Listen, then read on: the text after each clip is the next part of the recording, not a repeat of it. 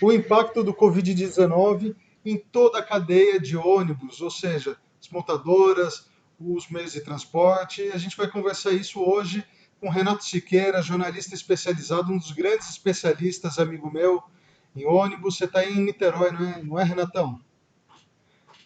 Isso, boa tarde, Gustavo. Boa tarde, amigos do canal MTED. Estou aqui em Niterói, região metropolitana do Rio, um dos municípios, né, que compõem a região metropolitana do Rio, e estamos vivenciando aí esse momento,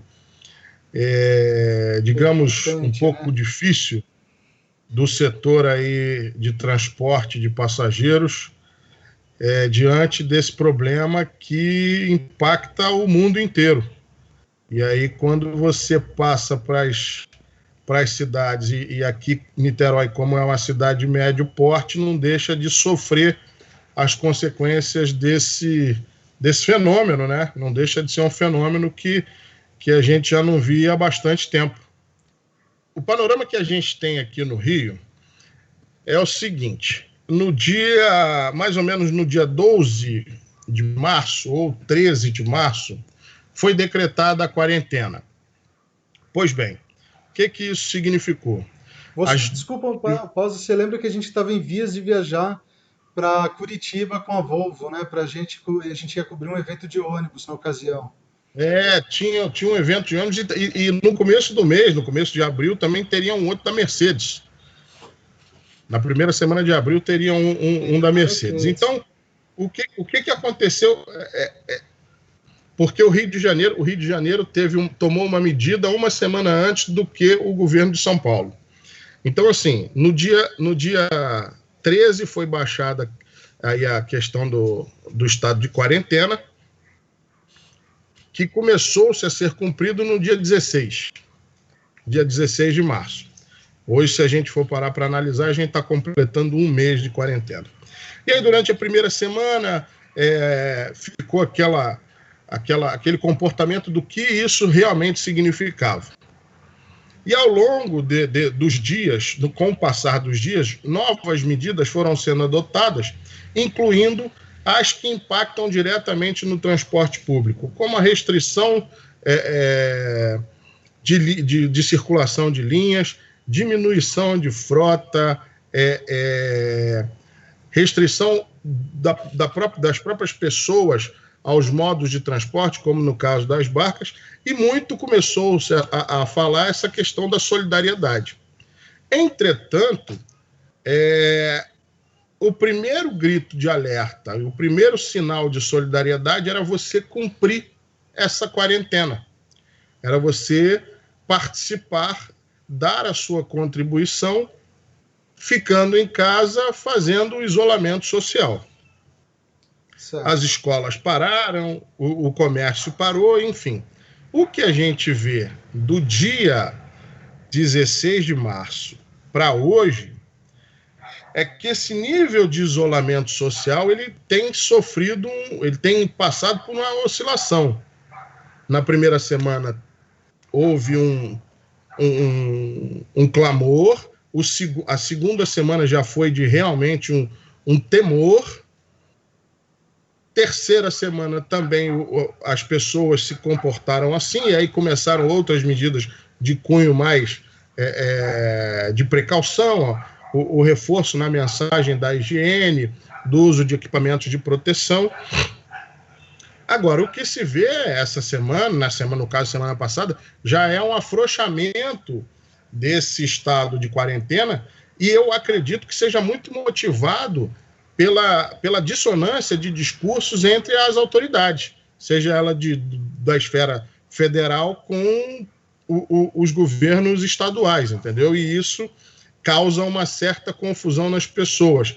A gente vê Somou-se o a isso a mundo e o questão planeta inteiro isolado, né? Tomando medidas drásticas de lockdown mesmo, de quarentena. Ninguém sai de casa. Você sai de casa para ir para a farmácia, para ir para o mercado, ponto, acabou.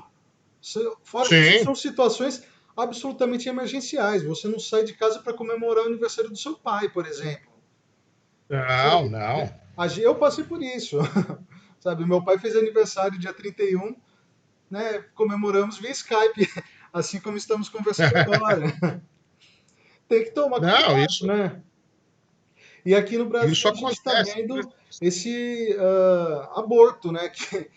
Que é o governo federal, que, que entra, assim, Sim, não precisa nem da questão do governo versus governadores, mas o próprio governo federal tem alas dentro deles. O Ministério da Saúde fala uma coisa, o presidente fala outra, e isso gera uma sim. confusão atroz. Hoje a gente teve, né, o pedido de demissão de um dos secretários aí que estava no fronte dessa questão do combate ao coronavírus, da tomada de decisões, enfim. Por exemplo, eu tenho aqui, a minha cunhada, ela mora na Inglaterra. E ela está num período de quarentena, vamos dizer, absoluta. Só sai mesmo em casos extremos. Até porque, Porque. só um parênteses, a Inglaterra teve uma semelhança com o Brasil no sentido de, inicialmente, eles estavam negando, né?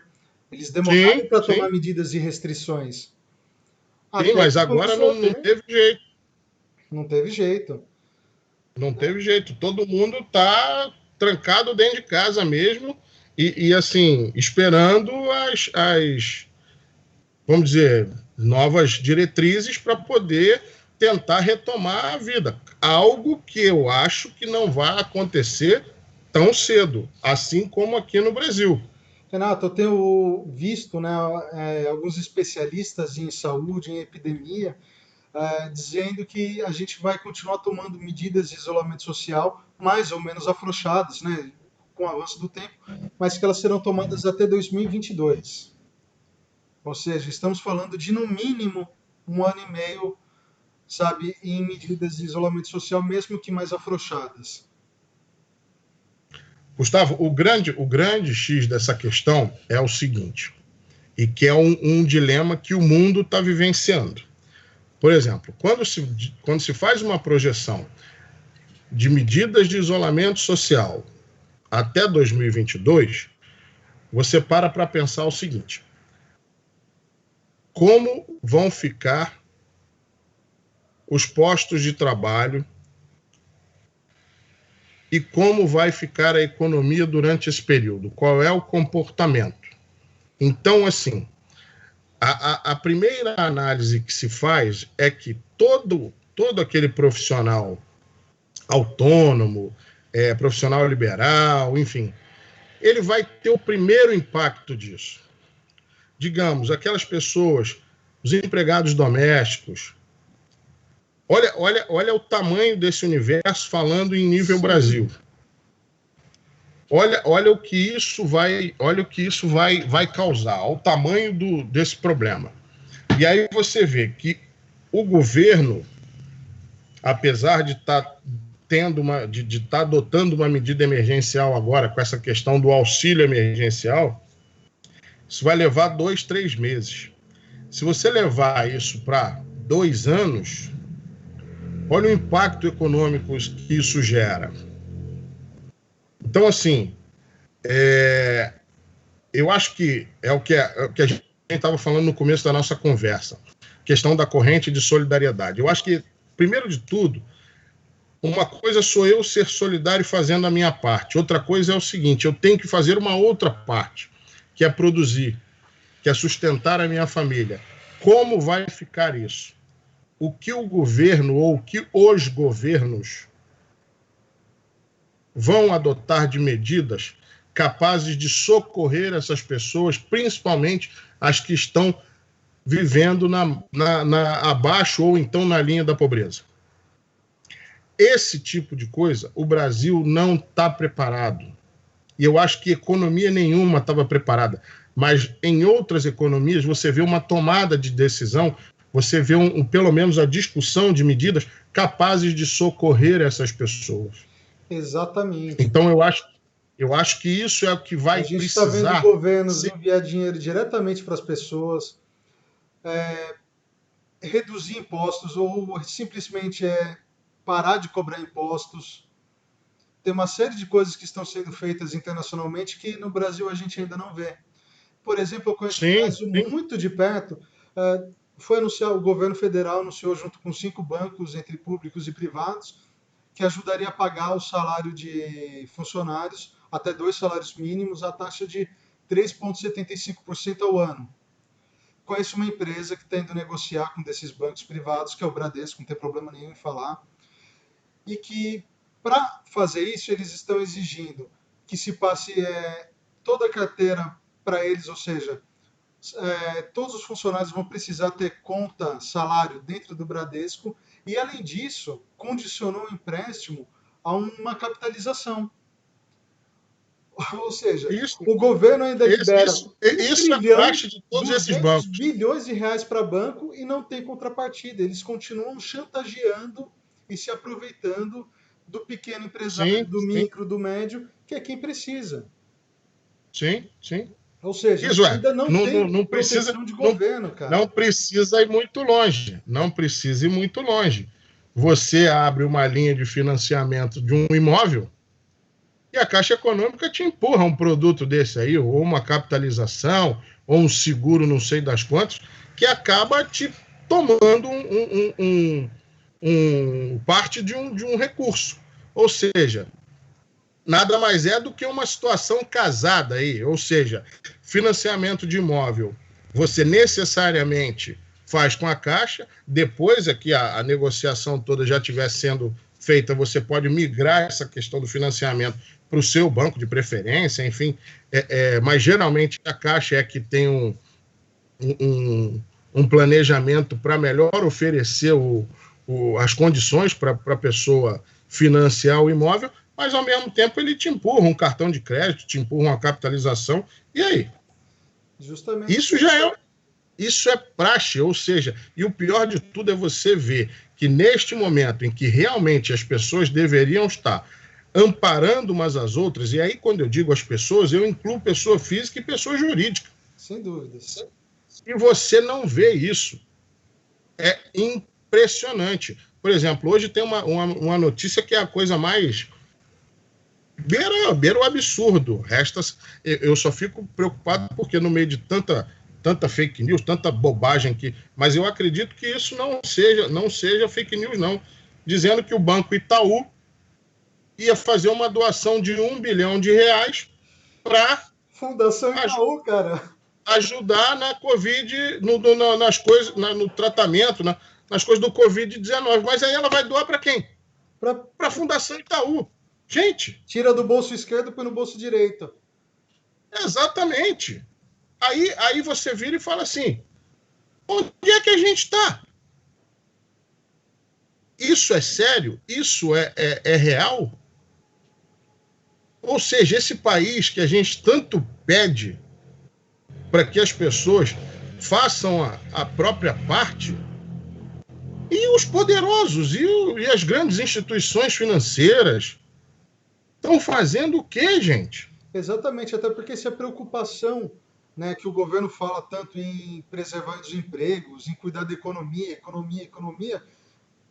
está quebrando a economia, na verdade. A gente está vendo empresas de ônibus que já interromperam as atividades, sobretudo linhas interestaduais, empresas de transporte urbano de pequenas cidades, de médias cidades, tem empresas que já pararam. Não é que reduziu a frota para 30%, pararam. Gustavo, olha só, aqui no Rio, e eu acredito aí em São Paulo também, enfim, no Brasil, você tem as instituições que cuidam do transporte de passageiros nas localidades.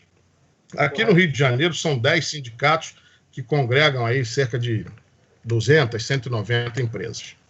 Então, conversando com um representante de sindicatos aqui, o que a gente viu? Primeiro de tudo, com a medida do governo do Rio de Janeiro de restringir a circulação de pessoas, existem linhas de ônibus que fazem a ligação entre os municípios de São Gonçalo, Niterói, Maricá, com o Rio de Janeiro, com a capital.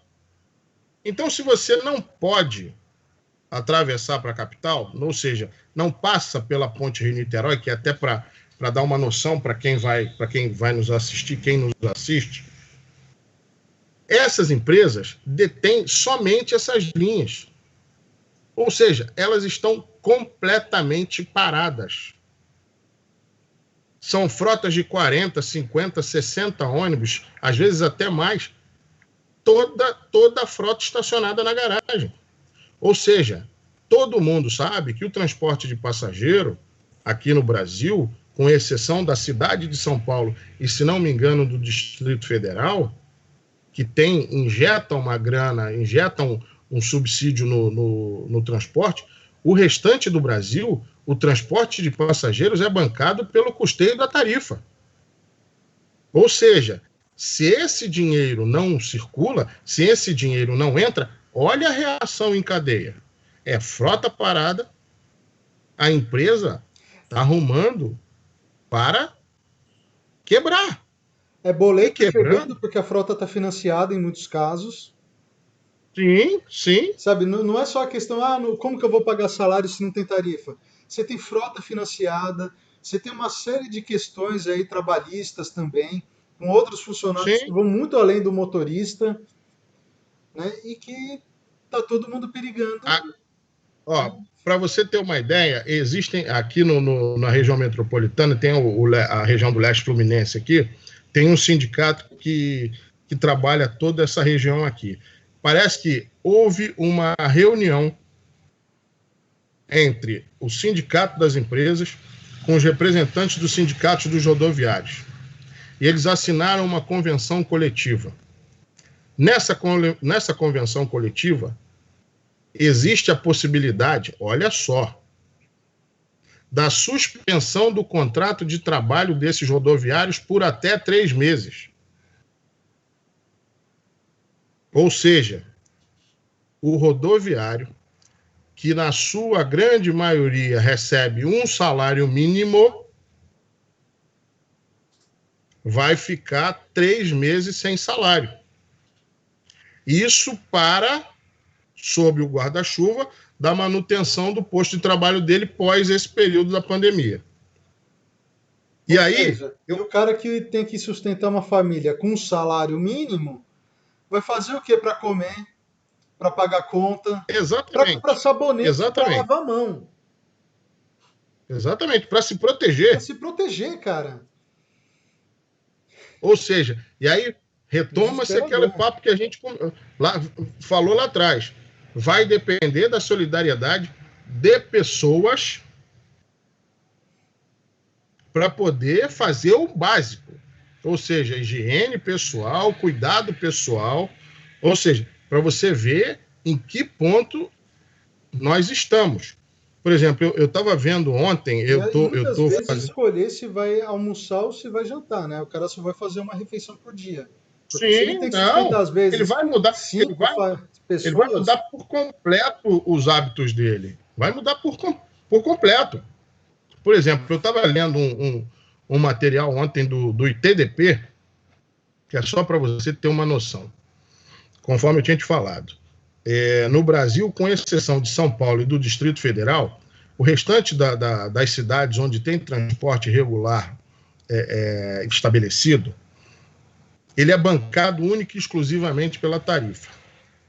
E essa tarifa, todo mundo sabe que tem uma distorção aqui no Brasil, que se discute já há bastante tempo, não é de hoje, a questão da tarifa pública, que é a que o usuário paga, e a tarifa técnica, que é a que deveria remunerar os operadores. Ou seja, deveria haver algum mecanismo de financiamento para subsidiar o restante dessa tarifa. Tá? Isso significa o quê? Que a tarifa paga pelo usuário hoje não banca os custos do transporte de passageiros aqui no Brasil. Por isso, o que a gente vê? Um transporte de passageiro cada vez mais sucateado. Você tinha falado a questão da frota, que a frota está financiada.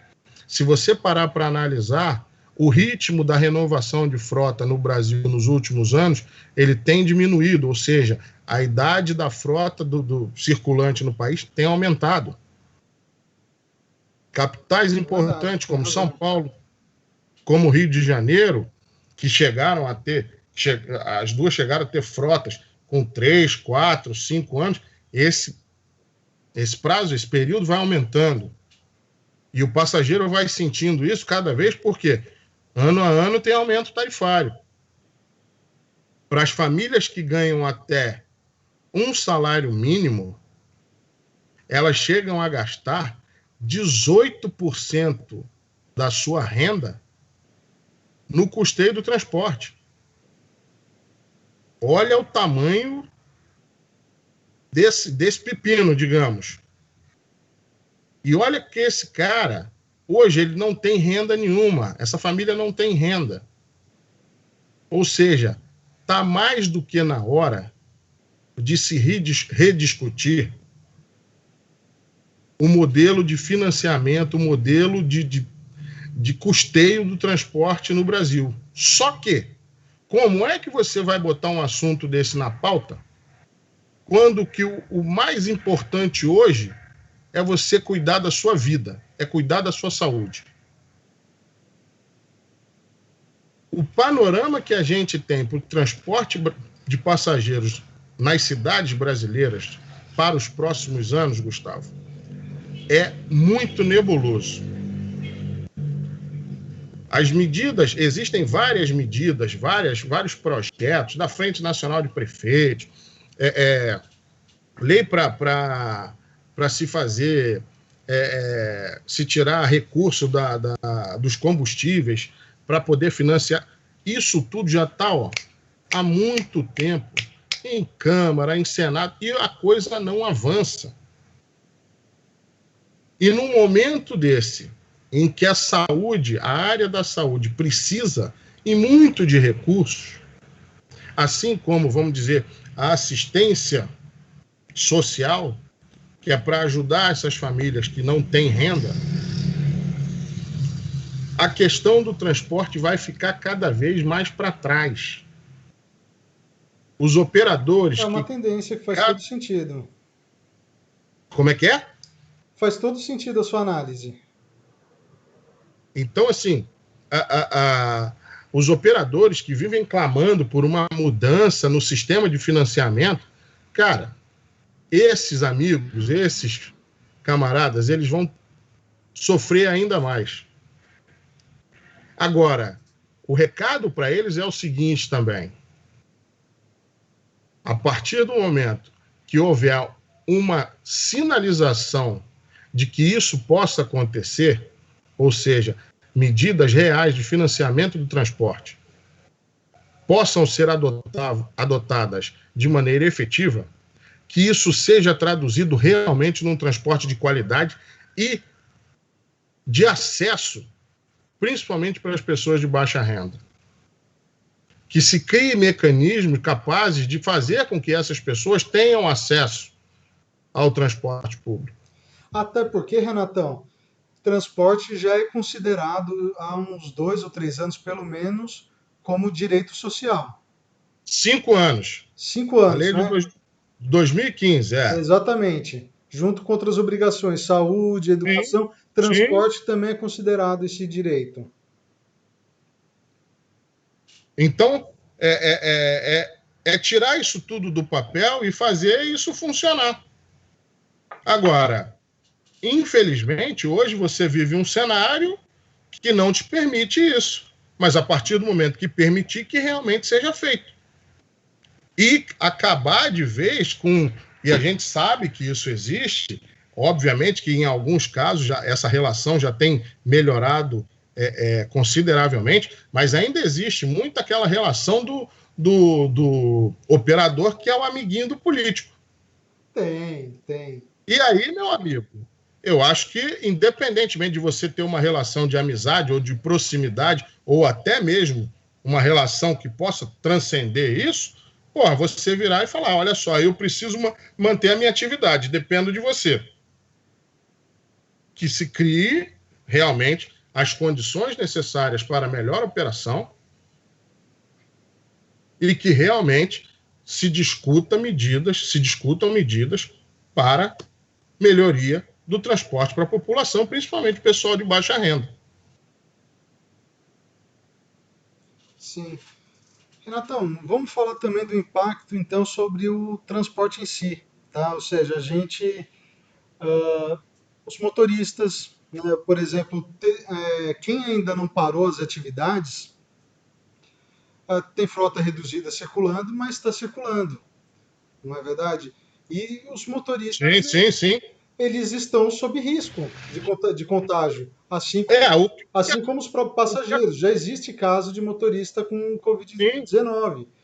Até porque muito tem sido falado, olha, tem que se manter o transporte porque quem estiver doente precisa procurar ajuda. O que é um absurdo, porque quem está com sintoma, o governo precisaria dar um jeito de tirar esse camarada da onde quer que ele esteja, de forma segura, isolada, e não dentro de um ônibus, né? Não dentro do transporte público. não, não, não. O que acontece, o que a gente tem visto muito aqui no Rio, Gustavo, é o seguinte: conforme eu te falei, você teve os picos de demanda aí nessas semanas de quarentena, e assim, levando em consideração que, pelo menos aqui na região leste fluminense, a, a, a, as linhas interbairros, né, elas estão operando com 15% da frota, ou seja, um número mínimo. Isso vale também para algumas linhas intermunicipais, ou seja, Niterói São Gonçalo, Maricá Niterói, enfim. Isso é o que está acontecendo. E aí, digamos, volto a dar o exemplo para você chegar até a capital. Você concentra isso na barca, na estação Praça Araribóia. Todo dia está se vendo aglomeração.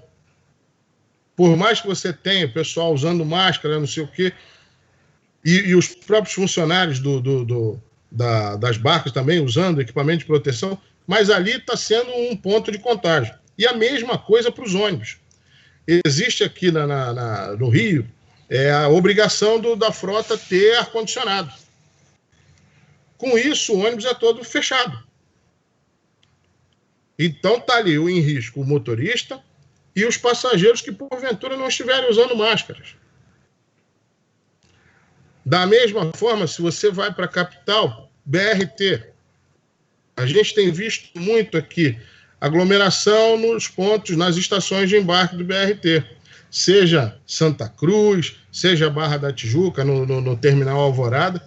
Tá isso dia após dia. Por quê? Porque você tem uma concentração de pessoas que chegam naquele momento ali num determinado horário, e aí dali cada um pega seu ônibus, vai para um outro bairro da cidade, mas depois para fazer aquele deslocamento pendular, né?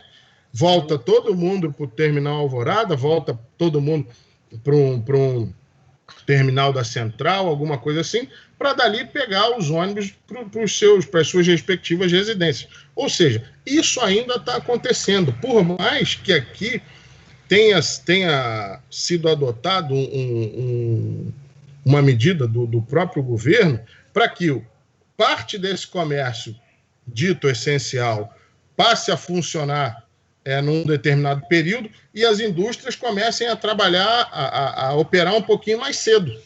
Por quê? Justamente para evitar essa aglomeração em determinados pontos de embarque. Mas isso é uma medida que a gente só vai ter a real noção daqui a pelo menos uns 15 dias, porque isso foi recente, semana passada. Então ainda, por mais, tem pessoas que estão se adaptando a essa nova realidade. Então é uma coisa que só daqui a um tempo que a gente vai ver a efetividade. Mas enquanto isso, todo dia, o que mais cresce são o número de casos aqui no estado, nos municípios, enfim, região metropolitana aumentando, o número de óbitos aumentando, ou seja, o transporte passa a ser um meio de contágio, né? Isso Sim, não é algo bom. Teve até um caso interessante que conversamos, né, antes de iniciar a live, Sim. lá de Belo Horizonte, né, em que uma mulher que estava num hospital com Covid-19, ela fugiu, né, do hospital, não deveria ter saído, Olha só. e foi embora para casa. Ela pegou um ônibus, E, obviamente, que os médicos, né, o pessoal do hospital tomou as providências, avisou a polícia, e esse ônibus foi interceptado pela polícia. E a mulher não foi só retirada, como os policiais tomaram o depoimento de todo mundo que estava lá dentro, porque caso essas pessoas sejam contaminadas, essa mulher será indiciada criminalmente. Olha só o tamanho da irresponsabilidade, porque isso só pode ser classificado como um comportamento irresponsável. Enquanto Exatamente. você precisa adotar as medidas de restrição e de isolamento, olha o que essa pessoa faz. Ou seja, é não ter consciência social nenhuma, Nenhuma. porque está querendo só olhar o bem-estar, ou então olhar a atividade que ela precisa exercer, fazer, enfim. E aí fica muito difícil Completamente você egoísta. ter esse tipo de controle. Imagina se você tivesse que parar tudo quanto é ônibus porque tem uma pessoa que realmente está se comportando mal. Realmente é um negócio muito, muito difícil de você ter o controle. Mas a gente tem visto há relatos reais, assim, em outros países, a Argentina principalmente, que eu tenho acompanhado um pouco mais, Portugal também, pessoas que saem na rua, que seja para fazer só uma caminhada, ou que esteja aproveita aí o fato de ter um cachorro para ir para a rua. Vizinhos que estão vendo da janela já Não, aqui, puxa ali no telefone, polícia, ó, tem alguém aqui desrespeitando a quarentena, piriri pororó, aqui pessoa capturada.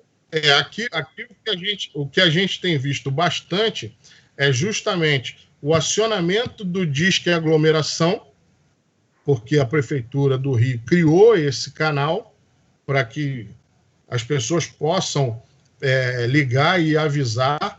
Essa semana, hoje especificamente, a Prefeitura está lançando um serviço com drone, que ela vai começar a monitorar os locais com aglomeração com drone para poder justamente avisar as pessoas. Aqui no estado de E São existem Paulo, o governo está monitorando por geolocalização as pessoas através da o movimentação dos celular, né? celulares. Aqui também teve um pouco isso, mas talvez, até por algumas razões, o governo decidiu segurar um pouco essa questão, mas não deixa de estar olhando esses dados também. Eles só não estão fazendo disso uma medida, vamos dizer, mais enérgica. Mas isso está sendo observado também. Mas é impressionante E ver o tamanho da responsabilidade de algumas pessoas, porque semanalmente eu vejo, por exemplo, aqui perto do prédio onde eu moro, festas. Festas, pessoas aglomeradas, curtindo, ah, confraternizando, como se estivessem de o férias. Gustavo, As festas vão de sexta a o que segunda, eu uma rave, parece. O que eu posso falar é o seguinte: aqui em Niterói, você tem a parte da orla, que é uma orla muito bonita, tanto Icaraí, Cambuinhas, são algumas praias bacanas aqui de Niterói. As pessoas estavam indo muito para fazer caminhada, fazer suas atividades, como você falou, levar o cachorro para passear, enfim. E o que a prefeitura de Niterói adotou foi uma restrição total. Tanto que semana passada houve até um problema com um casal que estava caminhando na beira da praia e falaram: o calçadão está interditado, vocês não podem. E aí houve um problema, isso foi parar até nas redes sociais também, enfim. Mas aqui existe uma medida de extrema restrição. Ou seja, se você pega o calçadão de Caraí em pleno domingo, digamos, e até mesmo nos dias de semana, a partir de 5:30 da manhã até, sei lá, meio-dia, tem uma movimentação grande. Aos finais de semana, obviamente, maior. Agora, você passar e ver o calçadão da praia sem ninguém, é sinal que tem algo muito sério acontecendo. E realmente isso vem dando efeito, vem isso dando resultado. É óbvio que você não consegue controlar todo mundo, tem um ou outro que acaba abusando, e aí, enfim, é difícil você mudar o comportamento de todo mundo. Renato, vamos voltar a falar um pouco de postos de trabalho, de economia, só que agora do ponto de vista da indústria. A gente tem todas Uhum. as montadoras, que hoje são as fabricantes de chassis, elas estão paradas, de forma geral. Todo mundo está parado. As Sim. encarroçadoras pararam durante um tempo, mas a gente está vendo que algumas delas estão voltando às atividades. A Caio já voltou, mesmo que né, em menor escala, em menor ritmo, Sim. eles estão voltando. Marco Polo voltou em Caxias do Sul, no Rio de Janeiro, e o Espírito Santo estava sob análise. Ou seja, Uhum. esses caras, ah, na sua opinião, não sei se você tem conversado com eles, mas, por exemplo, eles estão tentando manter o negócio aquecido, preservar os postos de trabalho, mas eles vão encarroçar onde, se não tem mais chassi sendo feito? O que eu não tenho, não conversei com essa turma esses dias, Gustavo, mas a única coisa que me vem em mente é o seguinte, e eu vou te exemplificar. Outro dia eu estava conversando com uma amiga minha aqui no Rio, e ela trabalha na área de RH de uma indústria aqui, de uma multinacional, que é próximo até da unidade da Marco Polo Rio, pro lado de Caxias ali. E eu estava perguntando para ela como é que estava o funcionamento. Perguntei se ela estava trabalhando em home office. Ela me disse o seguinte: Renato, eu trabalho em home office apenas um dia na semana. O restante eu tenho de ir à fábrica, porque eu estou com a minha linha de produção trabalhando, não está como o movimento normal, mas como a gente recebeu muita encomenda de exportação, para exportação, ou seja, eu tenho que botar a linha para funcionar, trazer os funcionários para poder fazer a linha de produção rodar. Vale O que me reforçar vem que à a Marco cabeça, Polo é a maior encarroçadora do mundo, né? então, o que me vem à cabeça é justamente isso. Aqui, a própria Marco Polo, no Rio de Janeiro, que entre várias mudanças, ficou sendo um polo de fabricação de ônibus urbanos. Cara, a Marco Polo recebe pedido do mundo inteiro. Então, assim, por mais que de repente as montadoras estejam com a produção parada nesse momento, até março elas estavam funcionando. Então, tem coisa aí para dar saída. Eu vou presumir que parte desse encarroçamento, parte dessa produção, seja para veículos para exportação. Porque o mercado interno, se a gente for parar para analisar, eu até estava aqui pouco antes da gente entrar, vi a Fabus, que é a instituição que trata dos encarroçadores, né, aponta a produção, coisa e tal, tem o último boletim divulgado, que é o boletim de janeiro. Em janeiro foram encarroçados 1.400, pouco mais de 1.400 veículos. Ou seja, um número até razoável para o mercado nacional, mas não fala de exportação. Ou seja, mas você sabe que exportação geralmente pega aí 10%, às vezes até um pouquinho menos da produção nacional. Então você bota aí mais 140, 140 veículos. Ou seja, imagino que seja isso. Se a gente for pegar os números da Anfávia, por exemplo, da parte de ônibus, de janeiro até março desse ano, foram produzidos pouco mais de 3.600 chassis. Em relação ao mesmo período de 2019, tem uma queda de 21%.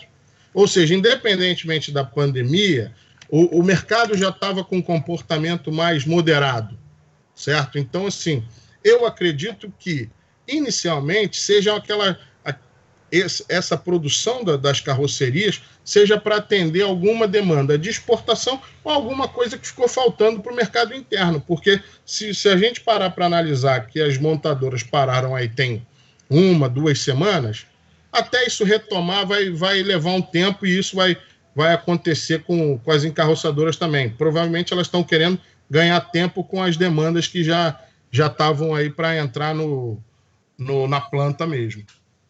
Tá, e voltando a falar de fábrica, bom, você conhece fábrica, eu conheço fábrica, já visitamos encarroçadores, montadoras.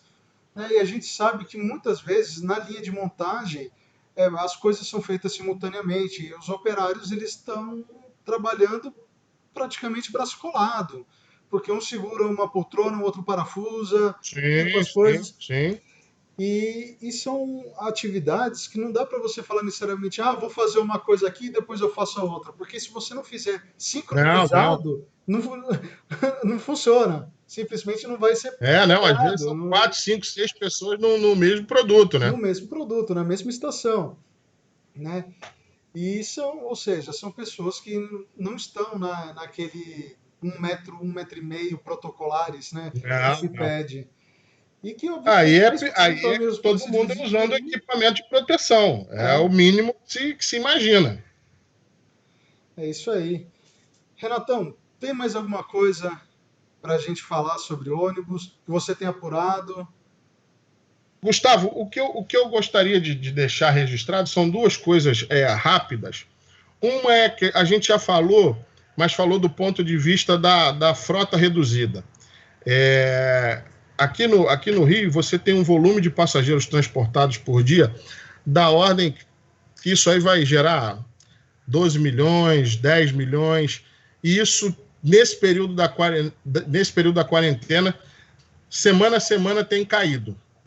Isso reforça aquilo que a gente já falou, a questão do alerta aí para o que vai ser esse transporte de passageiro daqui a alguns meses. Porque eu estou imaginando que a gente pelo menos passe aí 1 ou 2 meses ainda sobre esse regime da quarentena. O E um governador, outro só um aspecto. parênteses, o governador de São Paulo, João Dória, ele está falando em retomada da vida normal, no mínimo a partir de agosto. Então, mas aí você vê o seguinte: Só para comentar o que está sendo falado aqui em São Paulo também, tá? se você está falando vida normal em agosto, você pode ter certeza que em julho as áreas econômicas já vão estar sendo flexibilizadas. Sem dúvidas. Entendeu? Então, Faz todo assim, já sentido. vai estar havendo um afrouxamento, enfim, para que tudo esteja funcionando perfeitamente em agosto. E o outro aspecto que a gente não pode deixar de falar é o seguinte: tem pelo menos umas 2 semanas já foi atestado aqui que a qualidade do ar melhorou aqui no Rio. Justamente porque menos carro na rua, menos emissão de poluente, e isso tende a melhorar a qualidade do ar. Vale importante a gente lembrar que o seguinte, de março, abril, até mais ou menos agosto, setembro, é o período que a gente tem as maiores incidências de doenças e internações por doenças respiratórias aqui no Brasil. Época de seca, né? Então, assim, o que isso leva a crer? Que a baixa circulação de veículos e a menor emissão de material particulado, de CO2, enfim, a gente possa ter um período até menor de outras doenças, uma incidência menor de outras doenças respiratórias, que a gente já é acostumado a ver ao longo dos anos aqui no Brasil, justamente por essa melhora da qualidade do ar. Mas isso é uma suposição. É um outro dado a gente conferir aí mais para frente. Mas, de todo modo, já existem medições dizendo que a qualidade do ar aqui, pelo menos no Rio de Janeiro, está melhor. Legal. Renato, muito obrigado por falar com a gente. Sabe, espero que a gente Eu tenha que novas agradeço a oportunidade, oportunidades Gustavo. no futuro de conversar novamente. Você é um cara que eu respeito muito, não só pela amizade que temos, mas porque é um grande conhecedor do segmento de ônibus, um dos grandes profissionais que eu conheço e que merece esse reconhecimento.